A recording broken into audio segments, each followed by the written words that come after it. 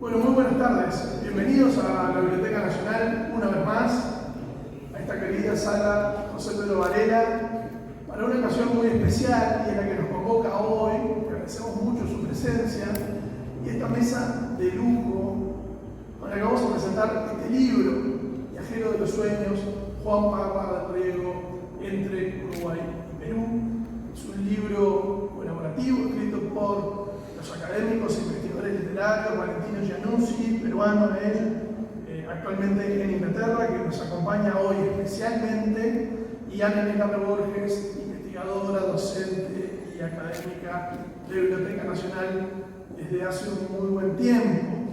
Además nos acompaña el editor Julio Isla, editor peruano de Alasco Editores, que acaba de publicar una edición especial, conmemorativa, facsimilar de los signos del cielo y de los ferrocarriles en Perú, y que está aquí especialmente para compartir con nosotros esa experiencia.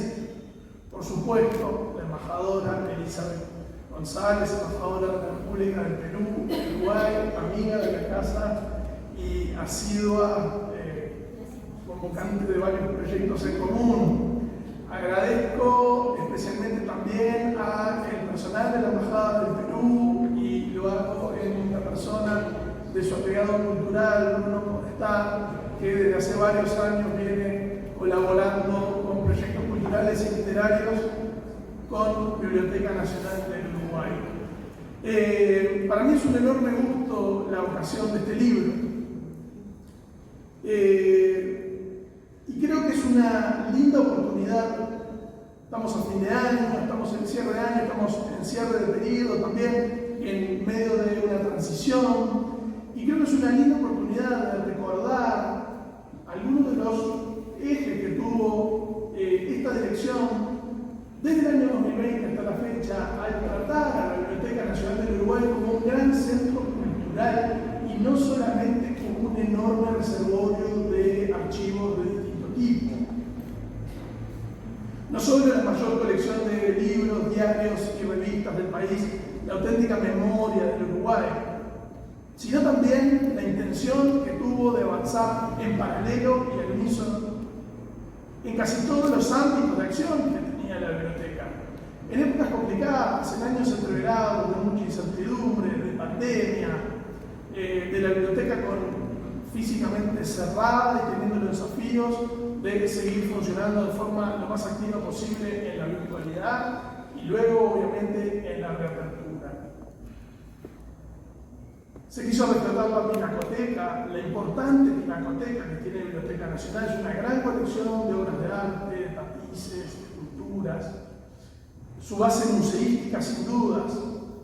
También el archivo literario, agrandarlo, adquirir colecciones, conseguir donaciones, sumar otra camada de nuevos investigadores, otra generación de nuevos investigadores que se sumaron a el gran conjunto de investigadores que ya tenía la Biblioteca Nacional en el año 2020. Los múltiples proyectos de digitalización, que significan nada más y nada menos que la democratización del acervo de Biblioteca Nacional, haciendo que la biblioteca efectivamente sea mucho más nacional y que sus contenidos sean accesibles desde cualquier lugar del país o de cualquier lugar del mundo. Bueno, un ambicioso plan de comunicación que creo que se tradujo en que la Biblioteca Nacional tuviera una visibilidad en diversos medios y también en las plataformas virtuales y las redes sociales muy activo, que fue muy beneficioso para la institución en todos estos años. Creo que hoy, si lo comparamos con 2019, la Biblioteca Nacional está parada desde otro lugar y creo que ha recuperado parte de su rol protagónico en la vida cultural del Uruguay. Pero otro de los grandes desafíos que tenía la biblioteca, dentro de todo este contexto que acabo de describir, era agrandar y profundizar su pata editorial. La Biblioteca Nacional también es una editorial, publica libros, y muchos de esos libros derivan como fuente en las investigaciones que realiza el grupo de investigadores y el Departamento de Investigaciones Literarias de la Biblioteca. En estos años, para tener una idea, porque si nos centramos solamente en este libro, corremos el riesgo de que bueno, este libro es el protagonista del día de hoy, pero que solamente hablemos de este libro, cuando este libro en realidad integra un conjunto.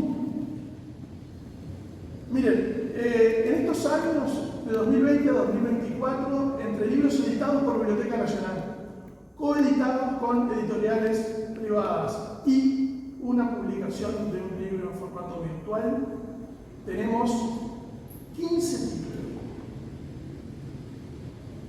Si le sumamos los 2 libros que nos quedan pendientes para febrero del año que viene, que serán el cierre del quinquenio, serán en un total de 17 libros, no es poco, es un enorme esfuerzo. Aquí lo que tenemos es, bueno, el último, y es último solamente entre comillas porque ya mañana vendrá otro que será el último, yo aprovecho esa delimitación, que es el catálogo, es un libro titulado Palabra e Imagen, y es nada más y nada menos que un catálogo con un muy bonito diseño sobre algunas de las principales colecciones que tiene el archivo literario de la Biblioteca Nacional y que sirve al mismo tiempo como un volumen en sí mismo y como una guía para posibles investigaciones internas o externas. Una pata más que intentó la Biblioteca Nacional en estos años es el vínculo internacional, fundamental para una institución de estas características. Obviamente no siempre jugando solo, como por ejemplo integrando a BINIA, que es la Asociación de Bibliotecas Nacionales de Iberoamérica, en la que Uruguay ha tenido un rol bastante importante. De hecho, en los últimos años ha integrado 2 consejos, el Consejo de Directores y el de Consejo de Proyectos, sino también bajo el paraguas institucional, obviamente, del Ministerio de Educación y Cultura, que la biblioteca integra. ¿Sí? Entonces, los vínculos internacionales se dieron, por supuesto, con las embajadas uruguayas, que están presentes en múltiples países, con los que Uruguay tiene vínculos culturales muy fuertes, pero también con las embajadas extranjeras que se encuentran presentes en el Uruguay. Y voy a nombrar algunos casos concretos. Hemos tenido vínculos y proyectos compartidos con Chile, con la Embajada de México, con la Embajada de Colombia, pero destaco en particular el vínculo con la Embajada de Perú.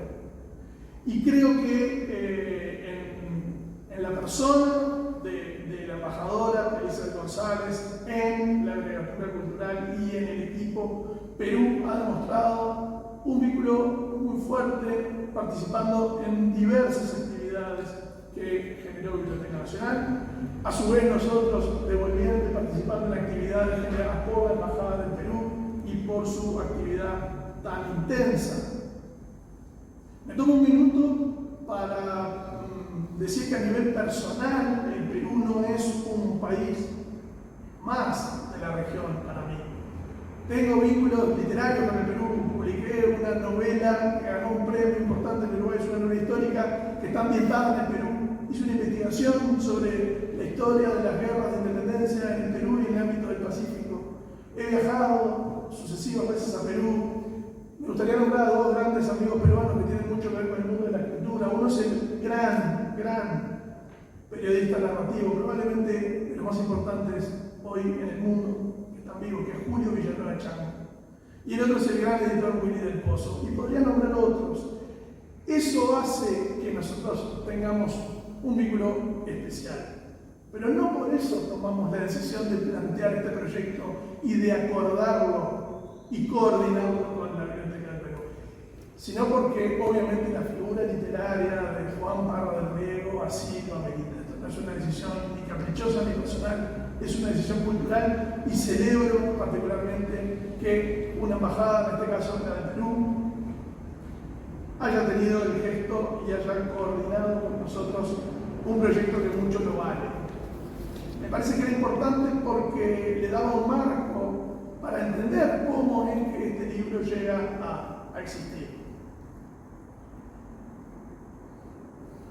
Bueno, el vínculo con Parra estaba allí colgando entre Perú y el Uruguay. Hay otros vínculos de la Biblioteca Nacional. Estábamos en un proyecto que espero que en la próxima administración llegue a buen puerto, de intercambio de documentos entre un original de motivos de Proteo de Rodó que está en la Biblioteca Nacional de Lima y algunas de las correspondencias de Pablo Abril con César Vallejo que están aquí en Montevideo. Ese proceso se inició, va un poquito más lento de lo que hubiéramos querido, pero está funcionando.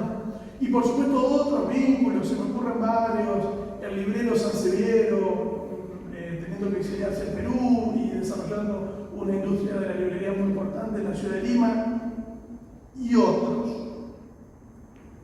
Pero Parra estaba casi que en un semi-olvido. Injusto, por supuesto. Pero de a poco, cuando comienza a rasquetearse, cuando se empezó a difundir la invitación para la actividad de hoy y que este libro iba a salir, comenzaron a sonar como algunos pequeños ruidos. Por ejemplo, el fotógrafo Armando Sartorotti, gran fotógrafo de prensa, trabajó mucho tiempo en el diario El Observador, también en búsqueda, y tiene una gran carrera como fotógrafo de guerra. Además, me mandó un mensaje contándome una anécdota que decía que el cementerio del museo era mucho mayor en su extensión original a la que conocemos hoy. No solamente estaba en esa manzana al sur de la avenida Rivera, sino que ocupaba toda una serie de manzanas al norte. Y allí estaba la tumba de Parra del Riego. Y cuando comienzan a edificarse esa serie de edificios, que creo que son las cooperativas que existen hasta hoy, había en los cimientos de esos edificios algunos nichos. Hubo un gran trabajo de traslado de tumbas, pero ese niño que en la década de 60 jugaba con otros niños en un baldío, se cruzaban algunas tumbas que vaya a saber por qué no habían sido trasladadas. Una de esas lápidas era la de Parra del Riego. Y la investigadora de la Biblioteca Nacional, Karina Mixen, que además en el año 2000 publicó un trabajo sobre Isabelino Gradín, y fue motivo de un famoso poema de Parra del Riego, me comentó que esa tumba, ahí semi-olvidada también, recibía periódicamente flores nuevas. O sea que había alguien que se acordaba que Parra del Riego estaba allí. Cuenta la leyenda que era Isabel Gradín, hija de Isabelino. Esas historias que están como en una especie de limbo, pero que afloran de la manera más misteriosa, surgen cuando uno habla de Parra del Riego. Y creo que la oportunidad de la salida de este libro es la más linda excusa para volver a refletar esos pasos que tuvo Parra en aquel Montevideo y en el Uruguay, porque además visitó varias ciudades entre finales de la década del 10 y la primera mitad de la década del 20. Bueno, cuando nos planteamos la idea, esto era un libro colaborativo, esto era un libro a cuatro manos, era un libro entre dos. Del lado peruano estaba probablemente el académico más experto en la figura de Parra del Riego, Valentino Giannuzzi, de una extensa carrera en el Perú y luego a nivel internacional actualmente en la Universidad de Manchester. Del lado uruguayo, bueno, ¿a quién podría integrar este equipo, esta dupla? Bueno, Anelina Reborges, investigadora de larga carrera en la Biblioteca Nacional y de múltiples aspectos de la historia literaria del país, experta, probablemente una de las más expertas en la fiebre de Idea. Vilariño tenía un vínculo con Parra del Riego, probablemente a través de Idea y el análisis de los nocturnos, porque el 45 abordó a los poetas de la década del 20.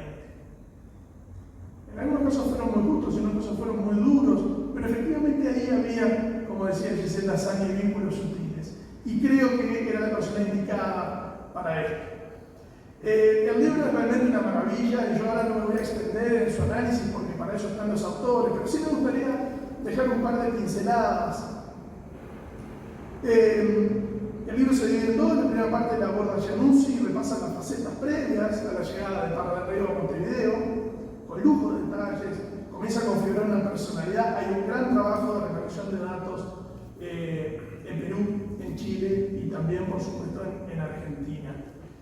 Por su parte, la investigación de Ana Inés es maravillosa y consigue datos insospechados, por lo menos para uno que no es experto ni en la figura de Parra, ni particularmente en la década del 20, pero sí tiene o tengo la intuición de que allí hay una serie de años que son muy ricos en la historia literaria uruguaya y que por diversos motivos, quizá hoy no viene el caso de discutirlos, todavía no han sido abordados como merecen. Y ojalá esto sea una linda excusa y un acicate para futuras investigaciones de los 20. Las redes de amistades, la recuperación de los artículos de Parra en medios de prensa uruguayos, algunos aspectos biográficos. Quiero centrarme en uno en particular que une dos, como que toca dos botones similares en la circunstancia de la anécdota vital de Parra en Montevideo. A principios de la década del 20 se produce una especie de ola de repatriaciones de muertos célebres. Esto creo que es un gran hallazgo histórico. Amado Nervo, fallecido en Montevideo, que se va lo llevan en un barco y luego en tren, en una odisea increíble, desde Montevideo a lo largo del Atlántico y luego el Caribe y el tren desde Veracruz hasta Ciudad de México. La repatriación en Uruguay de los restos de Florencio Sánchez y de José Enrique Rodó, nada más y nada menos. Y yo le agregaría, en el año 21, la repatriación de los restos de Aparicio Sarabia, que llegan en medio de una campaña electoral, la primera campaña electoral donde había voto universal solo para hombres, son las de 1922. Son unas elecciones tan parejas, ganadas por José Serrato, por el Partido Colorado, que Luis Alberto de Herrera, que era el candidato del Partido Nacional, dice que hay fraude y hay una enorme puja y pasan varios meses entre que se decide el resultado. Y aprovecho la presencia aquí de Wilfredo Penco, emblema de la Corte Electoral, porque viene a cuento del centenario de la Corte. Y es porque las denuncias de fraude de las elecciones de 1922 lo que producen 2 años después es la conformación de un cuerpo neutral que pueda monitorear con la máxima imparcialidad posible el proceso electoral y el conteo de los votos, y es la Corte Electoral. Se crea a principios de 1924, hace 100 años. Y lo traigo a colación porque allí, en 1924, justamente, intentando solucionar algunos de los múltiples problemas económicos que siempre tenía el bohemio Parra, trabaja efectivamente Parra Rego. Apenas unos meses, porque no quiere ser un burócrata, no quiere ser un funcionario público, manda el diablo el trabajo estatal y vuelve a sus andanzas independientes. Creo además que la lectura de este libro, y en el caso concreto de la que le corresponde a Ana Inés, es una oportunidad ante la ausencia de un archivo específico del Parra de Riego, es la oportunidad de vincular con varias colecciones del archivo literario. Y ese trabajo en red, ese trabajo de cosechar en otras colecciones y de generar esos vínculos, por momentos invisibles y por momentos muy visibles, como la foto que tenemos ahí, genera que uno conozca, por ejemplo, la riqueza y la profundidad de las colecciones de Sabat Arcasti o de Esther de Cáceres, entre otras, y de la gran hemeroteca que posee la Biblioteca Nacional. El libro versa sobre poesía, por supuesto, pero también rescata otras facetas del Parra de Riego menos conocidas. El Parra de Riego cronista, el Parra de Riego periodista y también una faceta de crítico literario. ¿Qué mejor excusa que este libro para lanzar de nuevo a Parra por las calles de Montevideo, ¿sí? Recordando esa pequeña calle paralela a Boulevard Artigas, allí en la zona de Positos, muy bonita por cierto, y para lanzarlo también a otros países, porque estamos esperando, y recién nos confirmó la gente de la embajada que en breve se está proyectando la presentación en espejo, digamos, en la ciudad de Lima de este libro, así que va a ser un enorme gusto que eso también suceda. Yo reitero mi felicitación y mi agradecimiento primero a los autores, sin duda. Reitero el agradecimiento a la Embajada del Perú y a su colaboración y coordinación para que este libro exista. En fin, cierro. Mis palabras solo pretenden ser un anzuelo que genere el interés para la lectura de este libro y espero haberlo logrado. A todos, muchísimas gracias.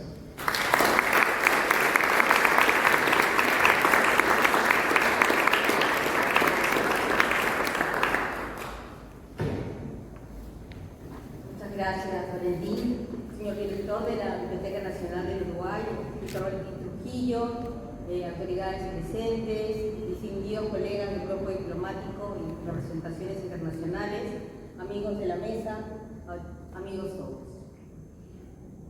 Para mí es una ocasión particularmente especial porque este es un proyecto al que le tengo muchísimo cariño. Es uno de los proyectos que cuando llegué al Uruguay, en aquella visita que hice al director de la biblioteca, lo planteamos como una iniciativa que finalmente lo hemos concretado en un producto, ¿no? en un libro que espero realmente pueda ser, como tú bien has señalado, el inicio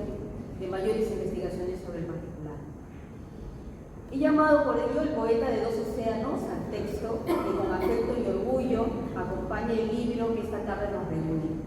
Porque el querido poeta huancaíno Juan Parra del Riego representa, como ningún otro escritor peruano, un eslabón singular en la poesía y letras del Perú y de Uruguay. Siendo parte del canon de escritores consagrados en ambos países, su poesía, inicialmente modernista, se orientó hacia los movimientos de vanguardia de inicios del siglo XX y se inspiró en acontecimientos contemporáneos de particular resonancia, como la motocicleta, el ferrocarril, el fútbol y el carnaval. Coincidiendo con el director de la Biblioteca Nacional en el valor de tan preciada figura de la cultura uruguaya y peruana, nació la idea de revitalizar el significado de su vida y obra mediante la preparación de un libro que ahonde en la búsqueda documental y de imágenes, en especial de fuentes uruguayas, con una nueva mirada a su preciado aporte. Hoy llegó el feliz momento de su presentación. Agradezco muy sinceramente al director de la Biblioteca Nacional por el decidido apoyo brindado a esta iniciativa de investigación y reflexión cultural. Me congratulo de la fértil colaboración surgida con la Embajada del Perú. Quiero dejar constancia de mi especial reconocimiento a los destacados estudiosos que, entusiasmados con la idea de llevar a buen puerto este proyecto, desplegaron una intensa labor de búsqueda y selección del texto, documentos e imágenes, al tiempo que a través de un diálogo constante en línea, aprovechando la virtualidad y las ventajas que nos brinda el avance tecnológico de nuestros tiempos, elaboraban una nueva y personal interpretación, un trabajo de meses que valoramos especialmente. Agradezco la invaluable participación del catedrático peruano Valentino Iannuzzi, de la Universidad de Manchester, profundo conocedor de la literatura peruana y latinoamericana, quien tuviera a su cargo la compilación y presentación de la obra reunida de Juan Parra del Riego, hoy clásico de referencia, publicada por la Academia Peruana de la Lengua en el 2016. Muchas gracias, Valentín.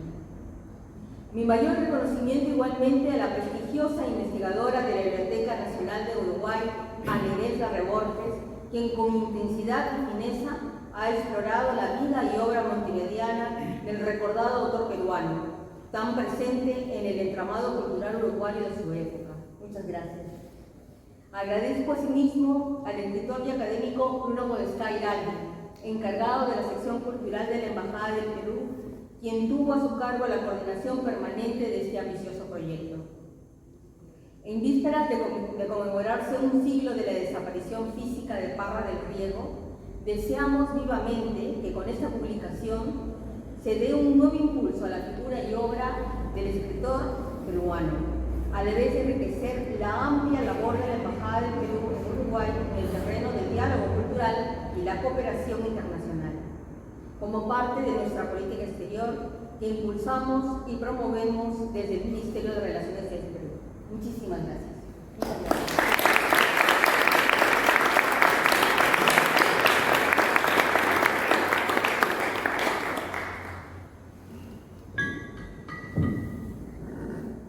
Muchas gracias a todos ustedes por estar aquí. Gracias a la biblioteca, a su persona de Valentín Trujillo por la invitación, embajadora. Gracias por acompañarnos. Valentino Iannuzzi y Ana Inés Larreborges. Esta noche ya saben que se conmemora la salida de este libro tan esperado.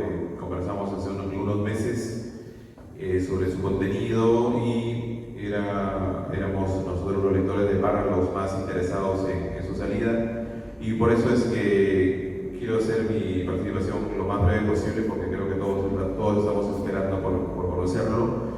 La razón por la que estamos esta noche acompañando es porque hemos sumado una publicación más complementaria a este libro de la Biblioteca Nacional de Uruguay, con esta edición facsimilar del libro, digamos, cumbre, el libro que reúne lo más graneado de la obra de Parra del Riego, que lo hemos publicado hace algunos meses, con la presentación de Valentino Iannuzzi dando dando las palabras iniciales, preliminares del libro, y decidimos sacarlo para conmemorar los 99 años de su salida. Estamos próximos al centenario de la salida tanto de este libro como de la muerte de Parra.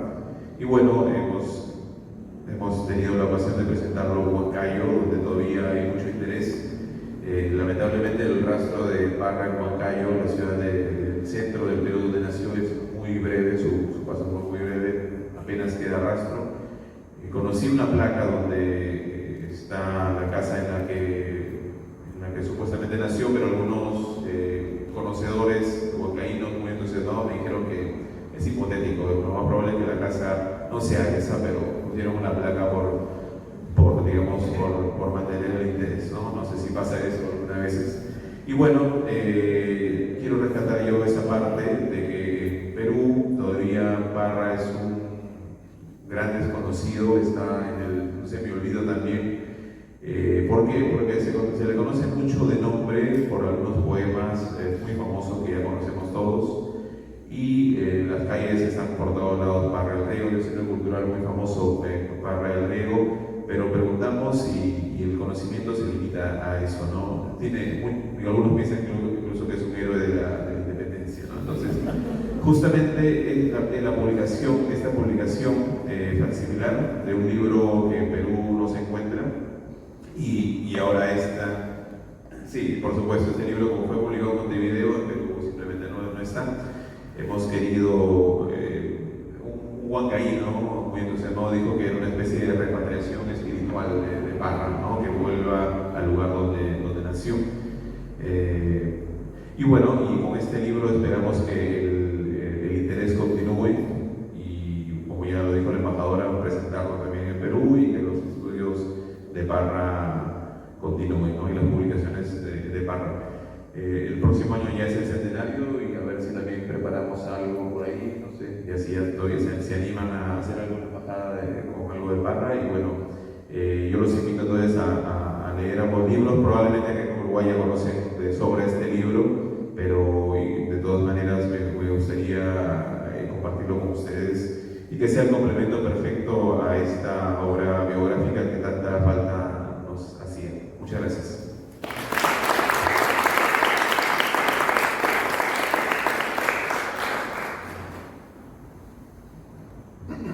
Buenas tardes. Yo también voy a ser breve, pero he escrito algo porque no soy muy bueno improvisando. Así que tengo algo, y me gustaría también darle la voz a Parra, así que voy a leer algunos poemas que me parecen es importante, sobre todo quien no esté familiarizado con la obra de Parra, para que pueda hacerse una idea de cómo es. Quiero empezar agradeciendo en primer lugar a Inés y a Grupo de Estar, porque han sido las personas con las que he estado en contacto telemático continuo en estos últimos meses para preparar el libro, y bueno, contactarme por pensar en mí para escribir y colaborar con este libro. Quería también agradecer a la embajadora del Perú en Uruguay, Elizabeth González, y a el director de la Biblioteca Nacional, por apoyar la iniciativa, por estar interesados en Parra, que, como han dicho aquí mis compañeros de mesa, es un poco un olvidado, ¿no? Un olvidado. Y bueno, agradezco también a Julio por estar aquí, por sus palabras. Bueno, comienzo hablando sobre Parra y un poco su vida y lo que creo yo significa, al menos para mí. El primer día de marzo de 1917, Parra del Riego se embarcó en el vapor Guayaga con destino a Valparaíso. Parra partía de su país natal habiendo dejado cierta huella, aunque no muy significativa, en la escena literaria peruana. Había ganado un certamen literario local con su secuencia de sonetos cantados rancos. Había estrenado una obra de teatro, Hoy Perdida, se conserva simplemente un soneto, el soneto final de la obra. Había viajado por el norte del Perú declamando sus poemas y había publicado extensamente en periódicos y revistas del país. Al abordar el Guayaga tenía tan solo 22 años de edad. Al poco de su llegada a Chile, publica un breve poema, y es el poema que usamos traducción para darle título al libro, así que lo voy a leer. Se llama La Esfinge Eterna. Es sobre eso, es un poema muy modernista, muy de la época, pero que tiene unas imágenes muy interesantes. Y comienzo. Es la belleza que alma de todos los ensueños, misteriosa e inmortal allí como el destino, detiene melancólica a cada peregrino. Y es el amor que, dulce viajero de los sueños, al pasar le interroga su enigma en el camino. Ah, pero tú, lector, viajero de la vida, si un día te detienes a su vera encantada, solo ve la divina luz que hay en su mirada, y con tu humana y frágil quimera, conmovida, pasa mejor ante ella sin preguntarle nada. Poema sobre la esfinge, ¿no? Y tiene esta imagen del viajero de los sueños que creo que es un poco la imagen de Parra mismo, viajero. Según una entrevista que dio en Chile, Parra estaba realizando un viaje de estudio por América y se proponía llegar hasta España para regresar al Perú, donde escribiría un libro acerca de sus impresiones literarias recogidas en su peregrinación intelectual. En su afán de integración americana y debido a su corte novohundista, el proyecto literario del joven Parra del Riego era una continuación de los proyectos de dos de sus poetas más admirados, de Rubén Darío, que también había viajado a Chile y luego llegó a España, ¿no? Y tenía la idea de triunfar en la antigua capital del Imperio Hispano. Y el proyecto del poeta modernista peruano José Santos Chocano, que se proponía ser el cantor del Nuevo Mundo y que un decenio antes había publicado Alma América, su obra más representativa.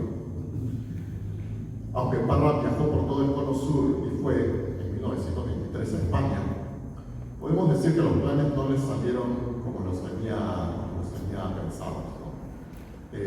Su peregrinación se estancó en términos figurativos de movilidad, ¿no? En el Río de la Plata, y terminó afincándose en Montevideo. No triunfó en España, de hecho no quedan muy pocos ecos de su paso por Europa. Nunca llegó a publicar ese libro que recogía sus apreciaciones literarias sudamericanas y transatlánticas. El apremio económico y los problemas de salud lo agobiaron demasiado y murió, como sabemos, a los 30 años en esta ciudad. Y nunca regresó al Perú. Digo que los planes no le salieron como hubiese querido y, sin embargo, desde otro punto de vista podemos decir que ese proyecto suyo sí terminó por forjarse, por llegar a buen puerto. No publicó un libro de impresiones literarias, pero dejó varios libros que ponen de manifiesto justamente esas impresiones de viaje. Un libro en prosa, Tucumán vestida de hojas, en el que narra su paso por la provincia argentina. Su célebre libro, publicado de cada año por Julio, Introduciendo del cielo y los ferrocarriles, verdadera biografía poética. Y Blanca Luz, el canto de cisne dedicado a su esposa uruguaya. A estos hay que sumar sus famosos polirritmos, verdaderas odas modernas, su canto al carnaval, sus crónicas sobre Trujillo, Mendoza, sobre Chocano y Gabriela Mistral, sobre el ingenio del paraíso en Tucumán y los aspectos psicológicos del fútbol en el Montevideo de los años 20. El mundo de Parra está presente en sus poemas más objetivistas y descriptivos, y su subjetividad está plasmada en composiciones más íntimas y en su importante correspondencia, bastante desgarradora, y que se presentan nuevas cartas también en esta edición. No importa que no haya habido un libro de impresiones que planeaba Parra, pero sí hubo una obra de impresiones. Parra, he dicho, se estancó en el Río de la Plata, pero esa pausa en su vida trashumante fue en realidad un momento de enriquecimiento, un periodo creativo muy dinámico. Aquí comenzó a componer versos de una manera nueva, que terminó en sus polirritmos, y escribió sus poemas más importantes.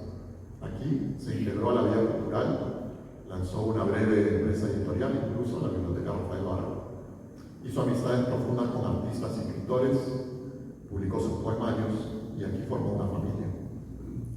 También el proyecto de integración sudamericana de Parra fue de cierta manera exitoso. De él se da cuenta este evento en el que estamos y el libro que presentamos. figura puente entre Perú y Uruguay, el proyecto integrador lo realizó con su vida misma, con su integración en la vida cultural de Uruguay. Parra, poeta vitalista, logró que ahora, casi 100 años de su muerte, él siga uniendo dos países, no solo por su obra, sino también por su vida. Cuando comencé a recoger la obra de Parra del Río hace ya unos 10 años, la obra reunida se publicó en el 16, pero yo venía recopilando un poco la obra poco a poco. Yo soy en realidad especialista en la obra de César Vallejo, y haciendo búsqueda de archivo de Vallejo, siempre que encontraba algo de Parra, tomaba fotos, tomaba nota de que había algo de Parra, y un poco así fue también recopilando la obra de Parra. Y esa obra la hice desde Lima, pero documentalmente seguí su camino vital. Empecé haciendo las búsquedas en Lima, luego hice un viaje a Chile, también por motivos de Vallejo, pero también pensando en Parra. Y sin embargo nunca llegué a viajar ni a Argentina ni a Uruguay, pero me correspondí con personas en Argentina, en Montevideo, y aquí desde la Biblioteca Nacional me enviaron cosas que yo les pedí, todavía no estaba en línea el proyecto de anáforas, de revistas uruguayas, pero sí tenía yo los datos, y a mí siempre me gusta ir a las fuentes bibliográficas primarias, originales. Entonces pedí aquí a los funcionarios de la biblioteca que muy fortuna me enviaron fotocopias. Así que teníamos el proyecto integrador de Parra, estuvo también en la creación de esa obra reunida. Al cerrar mi prólogo de entonces, señalaba que el tomo no era una obra completa, sino una obra reunida, y daba algunas pistas por seguir para continuar la labor de acopio de esos textos de Parra, desperdigados en publicaciones periódicas. Y bueno, este libro es un poco la continuación de esa labor, y bueno, ustedes ya verán el libro cuando lo tengan en sus manos. Inés ha hecho una labor maravillosa de investigación, y la verdad que la agradezco mucho por ella y a todo el equipo de la Biblioteca Nacional. Quiero cerrar mi presentación leyendo que para mí es el mejor poema de Parra, que se llama El Motor Maravilloso. Yo siempre digo, si hay una antología de la persona peruana y no está El Motor Maravilloso, no es una buena antología. Así que voy a cerrar leyendo ese poema también para darle la voz a Parra del Río. El motor maravilloso. Yo que canté un día la belleza violenta y la alegría de las locomotoras y de los aeroplanos, qué serpentina loca le lanzaré hoy al mundo para cantar tu arcano, tus vivos cilindros sonámbulos, tu fuego profundo, oh tú, el motor oculto de mi alma y de mis manos. Qué llama enloquecida se enreda en tus fogones y hace girar la rueda línea de la sangre y adelanta las poleas de los músculos para mecer los columpios súbitos de las sensaciones. Cuando corro, beso, anhelo, callo, sufro, espero, miro, salta mi alma en una loca carcajada, floto en sedas de suspiro, o en el charco solitario de la sombra en que me estiro, se me copia el corazón como una estrella desolada. Y qué electricidades, se me van por los alambres calientes de los nervios, hasta el cerebro, caja de las velocidades, azules y negras y rojas de todos los sueños. Zumba la turbina sutil de hondos dolores y saltan imágenes, y hacia donde ya no alcanza el ojo triste con sus sedientas ruedas de colores, corre el tren de las imágenes. Y qué émbolos oscuros se agitan sin cesar, y qué carbón jadeante de soles escondidos que hace andar a todo vapor, cuando se me hincha el corazón de una salvaje alegría, o se me quiere romper de dolor y de melancolía. Motor humano, tú eres la única maravilla de este mundo doloroso, por tu inmortal prodigio, el beso de las mujeres, el pensamiento firme y armonioso, la palabra que salta rotunda, patética y viva, por la célula furtiva que trabaja en sus telares nuestro ritmo misterioso. Dejo un día la esperanza, otro día el sufrimiento, otro día la alegría. Yo siento, cuando queda tensa y viva sobre mi alma de energía, motor de la explosión de toda la vida mía, hondo motor que haces mi cólera y mi llanto, mi callada pasión y mi fuerza encanto, más ligero, con la carga de esperanza que en mi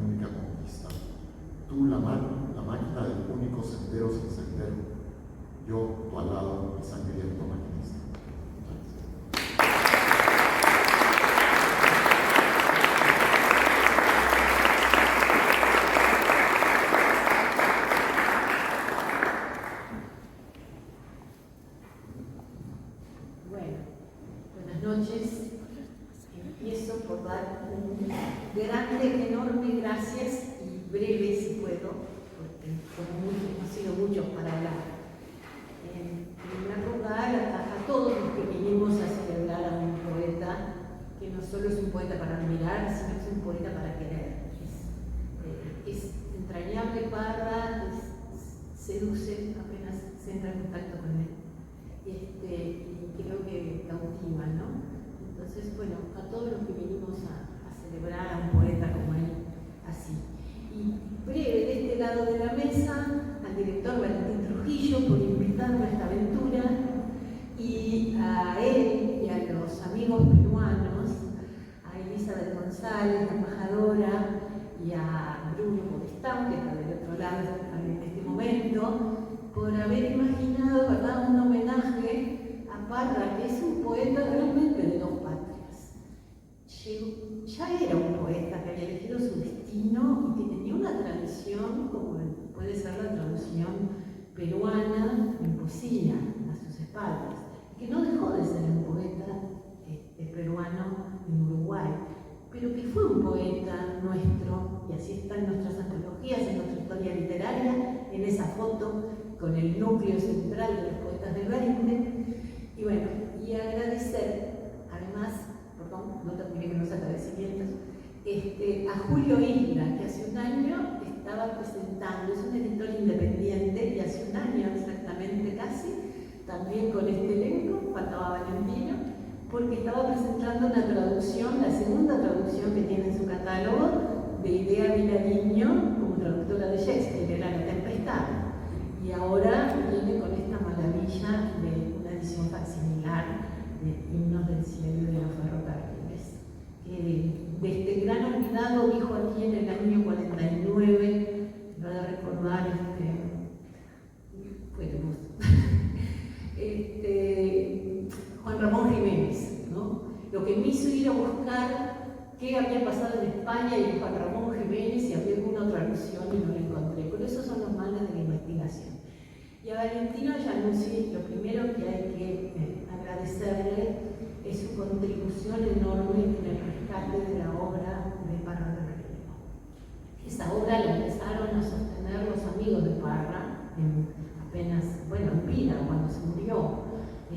Tuvo grandes amigos en el Uruguay, pero él hizo un hito realmente con obra reunida, publicada, ese libro que adquirieron, que vio publicada en 2016, son 700 páginas donde la obra de Parra de Riego realmente se expande. Si él dejó esos dos libritos, 3 con el otro, bueno, se expanden sus crónicas, porque curiosamente Parra es un escritor sin archivo, y esa es una característica muy especial. Y gracias por compartir su saber de especialista, y sobre todo por haber leído ese poema. La apreciación de Parra ha ido cambiando, ¿no? En 45 apreciaba más los nocturnos, y era Vilariño ni que hablar. Eso que eligió en una difícil nota de su juventud lo siguió manteniendo hasta su vejez en el año 94, digamos, vamos desde el año 40 y poco que empieza.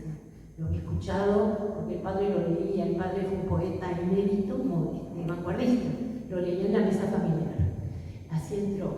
Pero también era Vitale, escribe en fines de los 60, ¿verdad?, el capítulo oriental, nada menos entre los poetas del 20, ya se integran a estos. Bueno, y acá tenemos una ausencia y una presencia. Esa es la silla de Parra de Riego. La tenía Esther de Cáceres, su gran amiga, la donó a la Biblioteca Nacional, está en el museo siempre, con ese cartel que dice que perteneció a él. Parece una silla pobre y campesina, fue muy pobre Parra en el Uruguay mientras vivió. Y por otro lado, yo quise que tuviese esta foto, no voy a traer un PowerPoint, simplemente esta foto que presida como Parra, como poeta uruguayo. Para los que han buscado a Parra o lo han recorrido un poco, es una foto conocida, y al mismo tiempo es una foto desconocida, porque como documento no se sabe mucho quién la tenía, quién tomó la foto, cuándo se publicó por primera vez. Bueno, yo lo investigué, no sé, pero le voy a decir, creo que sobre una sola foto se podría escribir un libro. Entonces ese es un poco el freno que hay cuando uno se pone a investigar.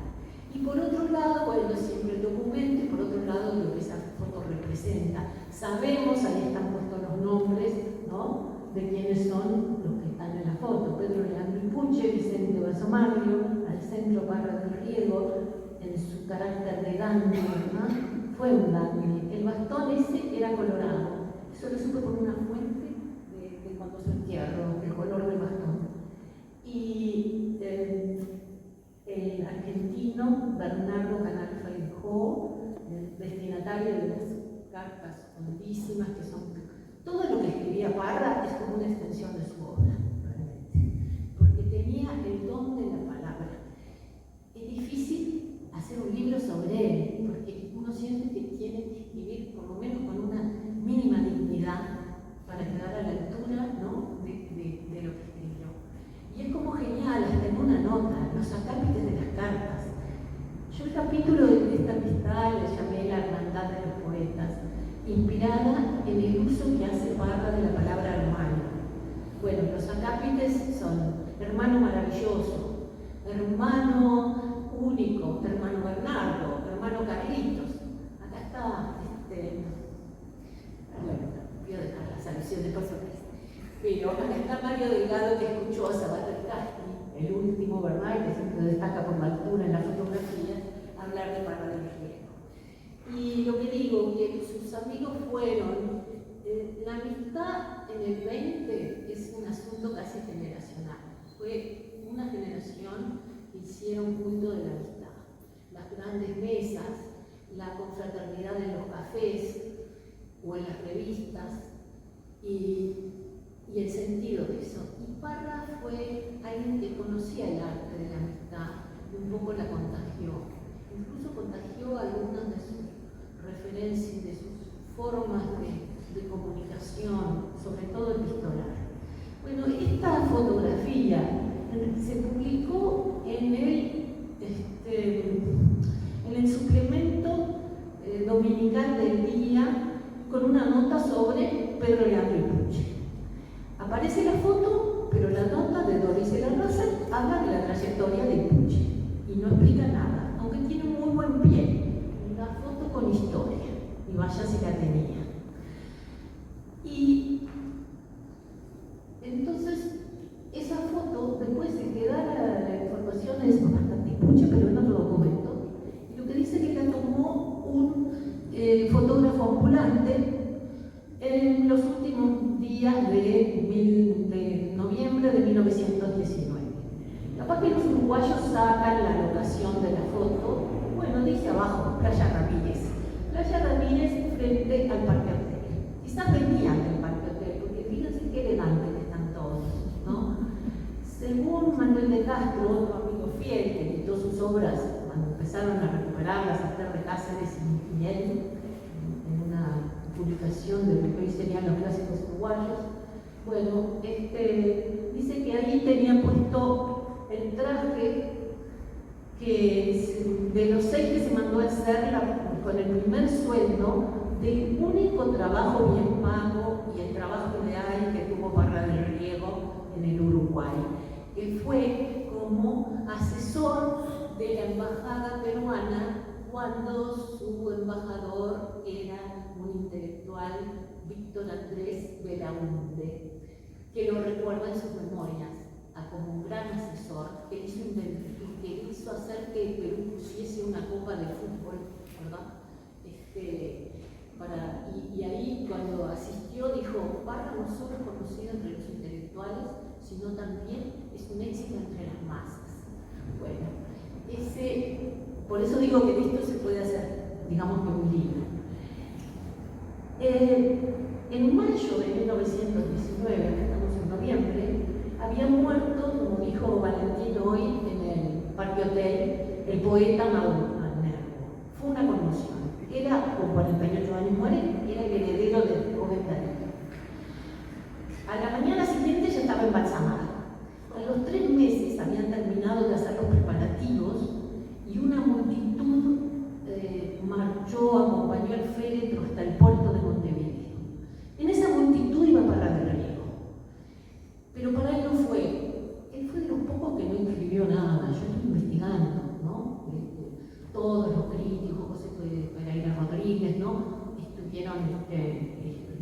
escribiendo, algo tenían que decir, revistas enteras en Buenos Aires dedicadas. Amado Nervo era el fin de algo. En esa misma marcha de acompañar el cadáver ya, al puerto, conoce a quien fue uno de sus amigos, otra vez la amistad como clave para entenderlo, Julio Raúl Mendigarzo, y uno de sus protectores. Entonces, bueno, yo, es verdad, el itinerario un poco de Nocturno Montevideo empieza con la muerte de Nervo, pero porque a veces las carencias nos ayudan a encontrar un buen comienzo, por ejemplo, o los brazos que le faltan al abrigo de Nino, ¿no? Porque en realidad lo que no sabemos es cuánto y cómo llega al Uruguay, ¿no? Entonces eso me permitía, bueno, elegir algún momento que fuese significativo y fue ese que encontré. Ahora, esta foto, el mayor éxito lo tuvo cuando se publicó entre los propios protagonistas que estaban ahí. Quedaron emocionados de verse en esa foto y le pidieron a la periodista que lo reuniese otra vez, mismo lugar, mismo orden de relación para tomarse otra foto. Así como la silla de Parra está tratando de traerlo a él, ¿no? En ese momento, cuando se toman la foto, parece que es Canal Feijó, el hermano Bernardo, que dice: vamos a hacerle un lugarcito a Parra. Y se corre. La foto está en el libro. Y así como tenemos la silla, tendríamos también esta otra. Bueno, yo me desprendí de lo que había escrito y ahora no sé a dónde voy a ir. Sí, recuerdo. Porque también estuve, a medida hoy trataba de preparar algo y de contenerlo, y en vez de contenerlo se me iba expandiendo por otras ramas. Y ahora me doy cuenta que no agradecía a mucha gente acá y que fueron tan importantes en hacer este libro. Bueno, la correspondencia, bueno, después de estar pocos días con esta foto, voy a empezar con una pregunta. Muchos me han preguntado: ¿y por qué eligió el Uruguay? Bueno, una pregunta: ¿por qué eligió el Uruguay? Con esa cosa no autodespectiva que tenemos los uruguayos, señal de identidad. ¿Por qué eligió? Bueno, no nos eligió, tranquilos. En realidad se fue quedando, pero si se fue quedando, creo que fue porque aquí encontró la amistad. Él era suficientemente inteligente y culto ya para ser. Primero estaba enamorado de la modernidad de ese siglo en el que más pena da morirse, ¿verdad? Que así fue como llamó él al siglo corto en el que vivió su corta vida. Pero estaba enamorado de las urbes y de las ciudades, y además tenía conciencia de lo que podía ser vivir o trabajar en Buenos Aires, en una ciudad como Buenos Aires.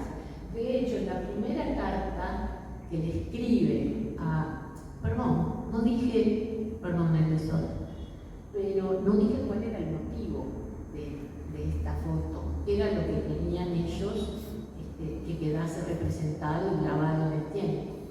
Fue la venida de Bernardo, la primera visita de Bernardo Canal Feijó a Montevideo. Él llega y él le presenta y lo integran a todos los amigos ambientales, ¿no? Y ahí empieza, y esa amistad se va a continuar, para suerte nuestra, epistolarmente. Estas cartas ya son conocidas, incluso hay que reconocer, ¿verdad?, los antecedentes. Se publicó en el año 87 las cartas, ¿verdad?, que estaban en el archivo literario, casi todas fueron ahí, recuperamos algunas más, pero por Miguel Ángel Campodónico, ¿verdad? Y las cartas a Feijó, de las cuales no se sabe dónde están. Pero lo que también se combina, porque claro, un poco la tarea era dar un contexto, ¿verdad? Porque cuando escribe Ir a Italia, decir Zapata Casti era nombrar la poesía uruguaya. Ahora un poco el tiempo ha movido jerarquías se van como moviendo, se van olvidando, es verdad que los poetas están destinados a ser rescatados periódicamente, ¿no? Y a ser olvidados también. Pero entonces un poco había que dar ese contexto. Y para nuestra suerte, decía, la amistad continuó epistolar. No había pasado un día, se va el 31 de diciembre, Bernardo Canal Feijó vuelve a su patria, y en el Río de la Plata se cruzan dos cartas, entre Savater Casti y Canal Feijó. Y hay las cartas de Canal a Savater Casti aparecieron en Princeton. Las que escribió a Parra, hasta donde yo sé, se publicaron en el 43, pero no sé dónde están los originales. Tampoco lo sabe. No sé si alguien lo guardó, pero estas otras fueron a dar a Princeton, y las cartas de Canal de Canal las de Sabater están en Princeton, y las de Canal en el archivo acá de Savater Casti de la Biblioteca Nacional. Eso da en una muestra en el libro, lo que combinamos de hacerlo, se cierra un poquito. Claro, después las cartas que publican, que dimos preferencia, son las de Parra, porque son muchísimo mejores.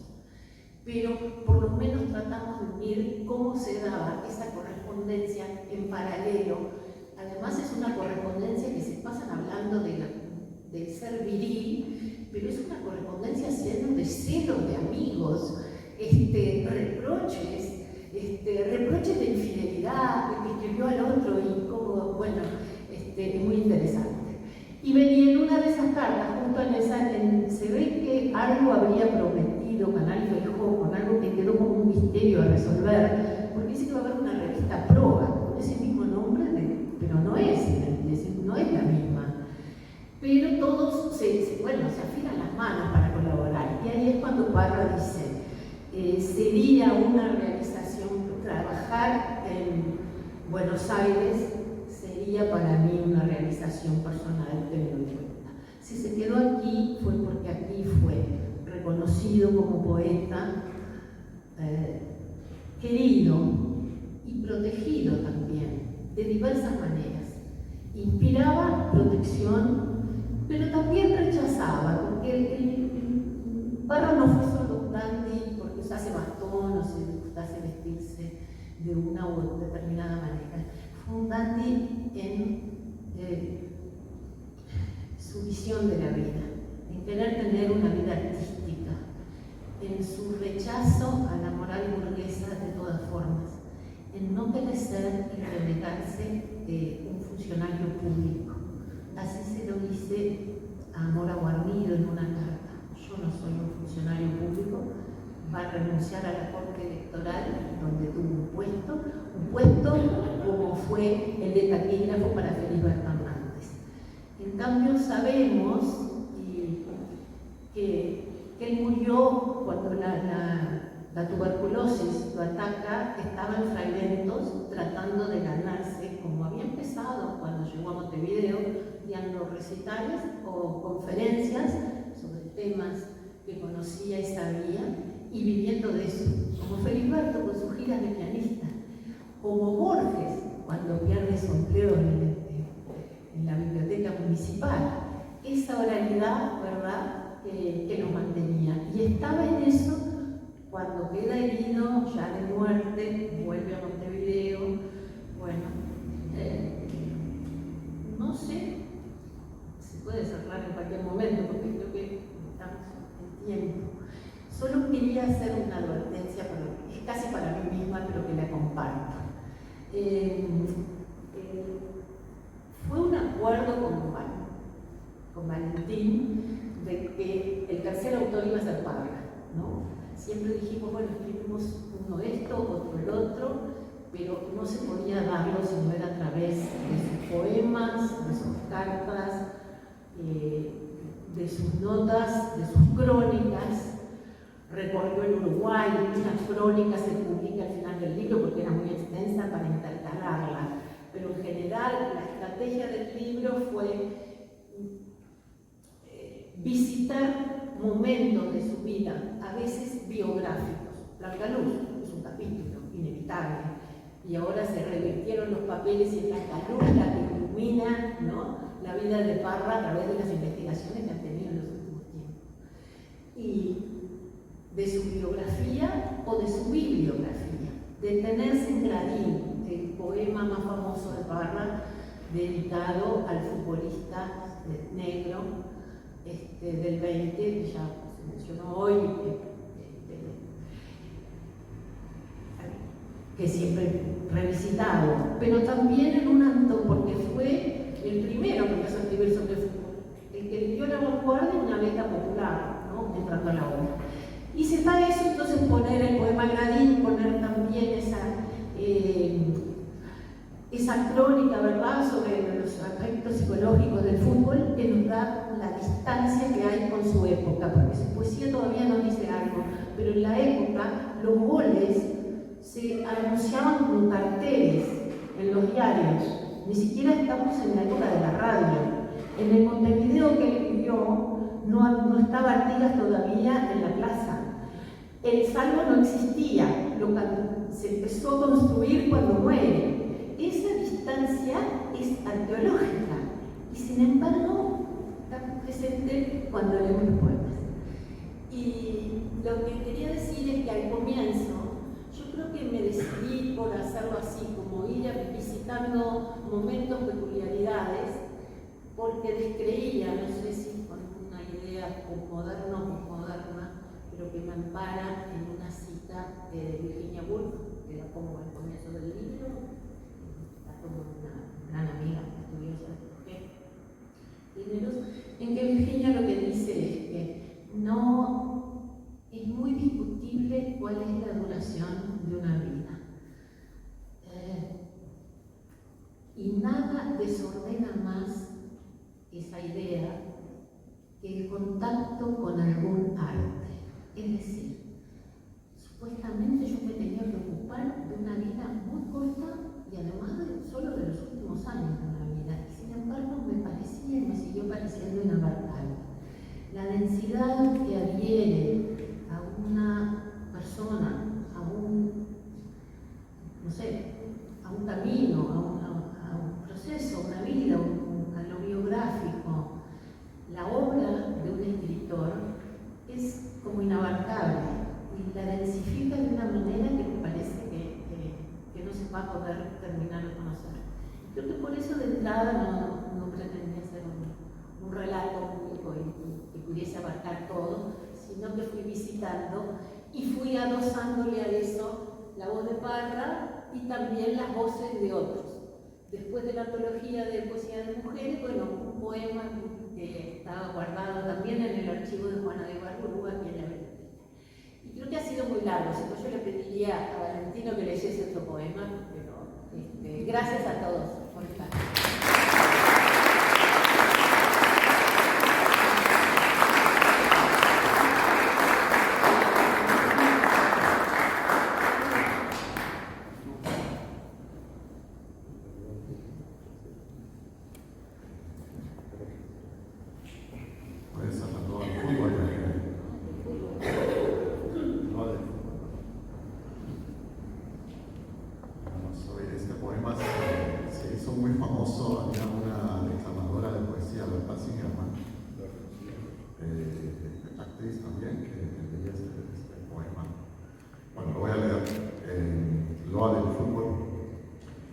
La pelota ríe y canta, la pelota zumba y vuela, y es el polvo una serpiente de algodón que se levanta tras el ágil jugador que en un salto se revela. La pelota ríe y canta, la pelota zumba y vuela.